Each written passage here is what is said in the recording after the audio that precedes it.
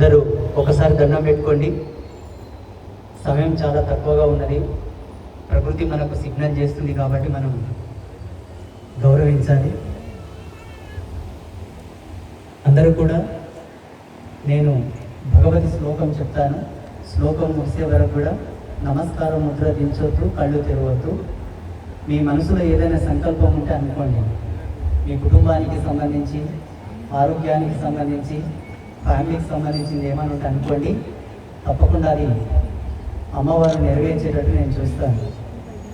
శ్రీ విద్యాం పరిపూర్ణమే ఋషికరే బిందు త్రికోణి స్థితం వాగీషాది సమస్త భూత జనని మంచే శివాకారకే కామాక్షిం కరుణారసార్ణవమయం కామేశ్వరాంక స్థితం కాంతాని చిన్మయ కామకోటి నిలయాం శ్రీ బ్రహ్మ విద్యాం భజే. వేదిక ముందు ఉపస్థితులైనటువంటి భరతమాత ముద్దు బిడ్డలకు, సనాతన ధర్మవీరులకు, అలాగే వేదిక పైన ఉన్నటువంటి పెద్దలకు, ముఖ్య వక్త అయినటువంటి వక్త గారికి, మహిళా వక్త గారికి, అందరికీ కూడా అంబాత్రయ క్షేత్రంలో వెలిసినటువంటి జగన్మాతలు శ్రీ మహాకాళి, మహాలక్ష్మి, మహాసరస్వతుల యొక్క పరిపూర్ణమైనటువంటి ఆశీస్సులను అందజేస్తున్నాను. తదాస్తు. ఒకసారి గట్టిగా చెప్పాలి. భారత్ మాతా కీ, భారత్ మాతా కీ, భారత్ మాతా కీ. జై శ్రీరామ్, జై శ్రీరామ్, జై శ్రీరామ్. ఈనాటి హిందూ సమ్మేళనం శేషాద్రినగర్ బస్తీ, రాణా ప్రతాప్ మండలం, పాలమూరు నగరం, ఉపబస్తీలు Seshadrinagar, BK Reddy colony, Maheshwara colony, BN Reddy colony, Seshadri Gutta. నేను చెప్పిన వాళ్ళందరూ వచ్చారా? ఇంతకుముందు నేను చెప్పిన వాళ్ళందరూ వచ్చారా? ఈరోజు చాలా భవ్యమైనటువంటి, దివ్యమైనటువంటి దినం, విశేషవంతమైనటువంటి దినం కూడా ఈరోజు. జ్యోతిష గణనాంకాల ప్రకారంగా భగవంతుడు అన్నీ కూడా తెలిసే చేస్తాడు. ఆయన లీల లేని జగతిలో వేరొకటి లేదు. కాబట్టి పరమేశ్వరుని యొక్క లీలల్లో భాగంగా ఈరోజు మనమందరం ఇక్కడ కలిసాం. శివుని ఆజ్ఞ లేని చీమైన కుట్టదన్న వేదసారాన్ని ఈరోజు మనం ఇక్కడ సత్యం చేసుకున్నాం. ఈ హిందూ సమ్మేళనాన్ని ఇంత శోభాయమానంగా అలంకరించినటువంటి పెద్దలకు, కార్యకర్తలకు ఒకసారి గట్టిగా చప్పట్లు కొట్టాలి.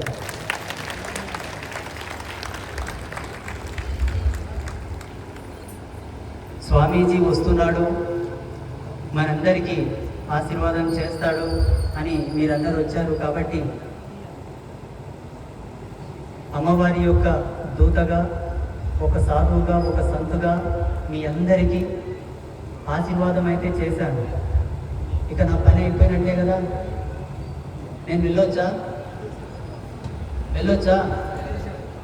ఇక్కడ నన్ను ముఖ్య అతిథి కింద ఇచ్చారు. కాబట్టి అతిథి మర్యాద ఏమిటంటే ఆయన వచ్చిన పని చేయడం, పోవడం. నేను ఒక సాధువుని, ఒక సన్యాసిని. సాధు సత్పురుషులు, సన్యాసులు ప్రసంగం చేయకూడదు, ఉపన్యాసం చేయకూడదు, ఆశీర్వాదం చేయాలంతే. మా పాత్రత కూడా అంతే. భగవంతుడు మా రాత అంతే రాసిండు. అమ్మవారు చెప్పింది, సుడప్ప నీ మీద ఉన్నటువంటి మర్యాదతో, గౌరవంతో నిన్ను పిలుస్తారు. పో. నువ్వు పోయిన ప్రదేశంకి 5 మంది వస్తారా, 10 మంది వస్తారా, 100 మంది వస్తారా, 1000 మంది వస్తారా, 1,00,000 మంది వస్తారా, ఆ వచ్చే వాళ్ళ అదృష్టం పైన ఆధారపడి ఉంటుంది. కానీ పోగాని నువ్వు వెళ్ళిన దానికి ఒక విలువ పెట్టు. నా పాదాలకు మొక్కిపోతున్నావు కాబట్టి నాకు ఒక విలువ పెట్టిరా అని చెప్పింది నాకు.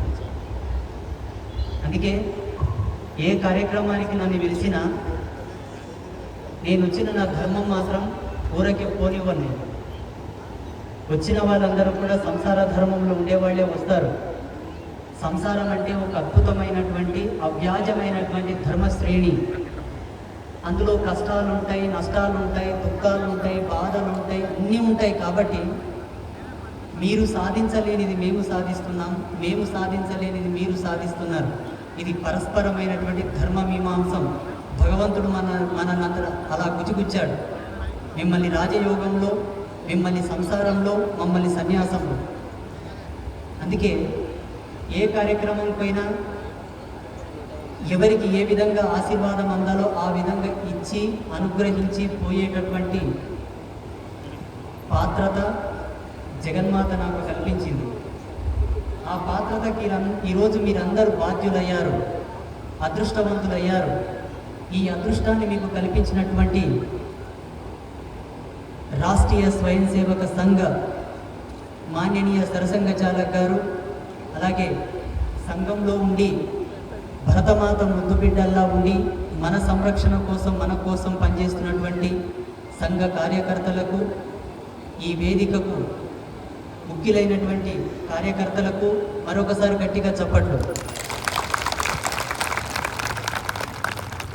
నేను వచ్చే ముందు మా పిల్లలతోనే చెప్పిన కార్ల, ఈరోజు వెళుతున్నటువంటి సమ్మేళనంలో నేను ఒకే ఒక్క అంశం మీద మాట్లాడతాను, వేరే ఏ అంశాలు కూడా నేను చెప్పదలుచుకోలేదని చెప్పాను. మా పిల్లలు అన్నారు, దేని గురించి మాట్లాడతారు గురూజీ అని. ఎల్లిపాయ పొడి రొట్టె గురించి మాట్లాడతా అని చెప్పిన. ఎల్లిపాయ పొడి అంటే మా విచారంలో ఎల్లిపాయ పొడి అంటారు మోటుగా. వెల్లుల్లి రెబ్బలు, ఎండుమిర్చి వేసి దంచితే వచ్చేది ఎల్లిపాయ పొడి అంటారు. Red chilli powder, garlic. నేను చిన్నప్పుడు మా యవ్వని అడిగింది, 3వ తరగతి ఉన్నప్పుడు, జోగు కనకమ్మ మా యవ్వ పేరు. వేడి నీళ్ళు గరం చేసుకుంటుండే, జొన్న రొట్టె చేసుకుంటుండే, ఎల్లిపాయ పొడి వేసుకొని తింటుండే. నేను అంటుంటే టమాటా చారు ఉంది కదా, కూరగాయ ఉంది కదా, ఈ ఎల్లిపాయ పొడి రొట్టె ఎందుకు తింటావు? గొంతు కాల్తలేదా, కడుపు కాల్తలేదా, నాకు అందులో గరం గరం ఏం తాగుతావా అంటుంది. మా ముసలి ఏమంటుండే తెలుసా, 300 రోగాలకి మందు అప్పయ్యేదా అంటుండే. 300 రోగాలకు మందు. నేనంటుండి, మందులు డాక్టర్లు ఇస్తారు కానీ ఈ రొట్టె లోపల మందు ఉంటుంది, ఈ పొడి లోపల మందు ఉంటుంది అని అంటుండి నేను. వాస్తవంగా అంటే మన వేదాల్లో ఉపభాగమైనటువంటి ఆయుర్వేదంలో ఉండేటటువంటి 84 లక్షల సూత్రములు, శాఖలు, 84 లక్షల సూత్రముల ప్రకారంగా 84 లక్షల జీవరాశుల మీద రీసెర్చ్ చేస్తే ఆ సూత్రములు వచ్చాయి. కాలగర్భంలో కొన్ని కలిసిపోయాయి అనుకోండి. పతంజలి ఋషి మనకు అనుకూలమైనటువంటి పద్ధతులను కొన్నిటిని చెప్పారు యోగ శాస్త్రంలో, ఆయుర్వేదం ప్రకారంగా ఒక వేద ధర్మం చెప్పింది ఏమని, చూడప్ప, పత్యం చేస్తేనే సత్యం ఉంది, పత్యం చేయకపోతే సత్యం లేదు అని. సంసారమైన, సన్యాసమైన, రోగమైన, ఆపదైన, దేనికైనా పత్యం అవసరం. పత్యం అంటే రిస్ట్రిక్షన్ ఆఫ్ రూల్. చూడండి, మీకు జలుబు చేయని, దగ్గు చేయని, తలనొప్పి రాని, వైరల్ ఫీవర్ రాని, స్కిన్ డిసీజ్ రాని, చర్మ వ్యాధులు రాని, పక్షపాతం రాని, పాము గరగని, పురుగు ముట్టని, కుక్క గరవని, ఏమన్నా కానీ ఒక్క 11 రోజులు మీరు డాక్టర్ ఇచ్చిన సలహాలను, సూచనలను పాటిస్తూనే 11 రోజులు కనుక మీరు పత్యం చేస్తే వితౌట్ సైడ్ ఎఫెక్ట్ మీ రోగం తొందరగా నయమైపోతుంది, సమూలంగా నయమైపోతుంది. ఎలా పత్యం చేయాలి? కట్టుపత్యం, పొడిపత్యం, ముడిపత్యం అని 3 రకాలుగా చెప్తాను నోటుగా. ఏ రోగానికి సంబంధించిన పత్యం ఆ రోగానికి అనుకూలంగా చేయమని చెప్పేసి ఆయుర్వేద పండితులు చెప్పేవాళ్ళు పాతకాలంలో. పసరు వైద్యం చేసేవాళ్ళు, ఇప్పుడు లేరు. ఏ సమస్య వచ్చినా, అనారోగ్య సమస్య ఎటువంటిదైనా కూడా కట్టుపత్యం చేయాలి. ఎట్లా? మా అమ్మ చేసిన పద్ధతిలో చేయాలి. ఎల్లిపాయ పొడి దంచి ఒక డబ్బు స్టోర్ చేసి పెట్టుకోండి. జొన్న రొట్టె చేసుకోండి. ఉదయం బ్రేక్ఫాస్ట్లో గోరువెచ్చని నీళ్లు తాగండి. 2 రొట్టెలు, ఉడుకుడుకు రొట్టెలు, ఎల్లిపాయ పొడి వేసుకొని తినండి. మందులు వేసుకోండి. మధ్యాహ్నం మీకు అనువైనది ఏదైనా కొంత బ్రౌన్ రైస్ వైట్ రైస్ కొంచెం రైస్ పెట్టుకోండి, మంచి కూరగాయ చేసుకోండి, మజ్జిగతో కలుపుకొని తినండి, వేడి నీళ్ళు తాగండి, గోరువెచ్చని నీళ్ళు.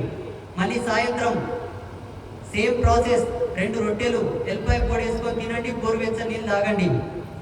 నెల రోజులు నువ్వు మందులు మింగాల్సి ఉన్నా వారం రోజులకే నీ రోగం తగ్గిపోతుంది, నీ నొప్పులు తగ్గిపోతాయి. It's a perfect science. ఇప్పటికి పల్లెటూళ్ళలో అందరూ కూడా ఇదే పాటిస్తారు. ఏమన్నా సమస్య వస్తే గోరువెచ్చని నీళ్ళు ఎల్లిపాయ పొడి రొట్టె తింటారు, రోగం నయం చేసుకుంటారు తప్ప మీలాగా హాస్పిటల్స్ కి కష్టపడి సంపాదించిన ధనము దోచిపెట్టారు. నోరు కట్టుకుంటేనే అన్ని సమస్యలకు పరిష్కారం దొరుకుతుంది.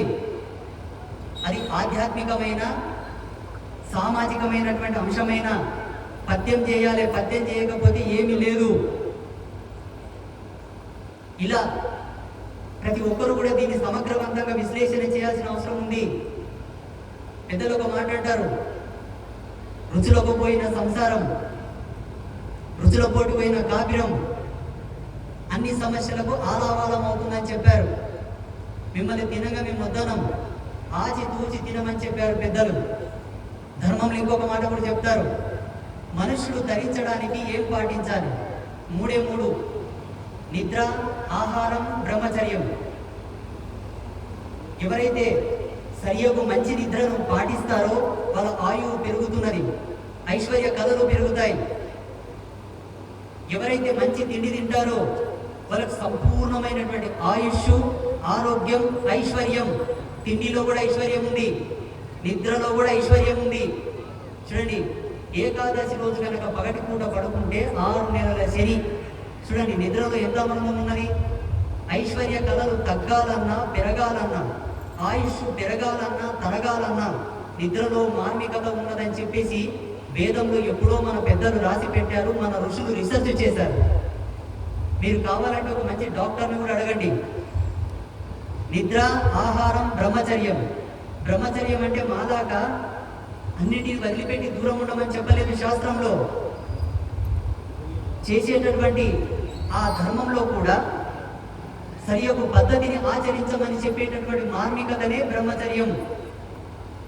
ఈ 3 పాటించిన వాడే తరిస్తాడు, అది సన్యాసంలోనైనను సంసారంలోనైనను అని చెప్పి పెద్దలు ఎప్పుడో చెప్పారు మనకు. ఇటువంటి విజ్ఞాన సూత్రబోధిని మన ధర్మం లోపల కోకొళ్ళకున్నాయి, ప్రతి అంశంలో ఉంది. అడుగడుగున మానవుడు జీవించే జీవన ప్రయాణం లోపల ప్రతి